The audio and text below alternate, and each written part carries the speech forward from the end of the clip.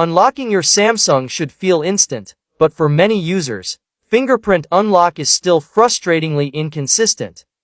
If your phone misses on the first tap, this video fixes that completely. First, your screen protector matters more than you think. Thin film protectors let ultrasonic sensors breathe, while cheap tempered glass kills accuracy. If you must use glass, go premium, Samsung, Spigen, or trusted brands only. Next, enable touch sensitivity in display settings. Samsung literally built this feature for screen protectors. Use it. Now here's the real game changer. Register the same finger twice. Multiple angles mean faster, smarter recognition. Do this for both thumbs.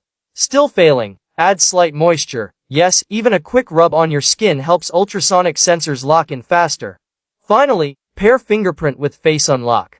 Knox keeps it secure, and your phone unlocks before your finger even lands. Faster, smarter, effortless, exactly how unlocking should feel.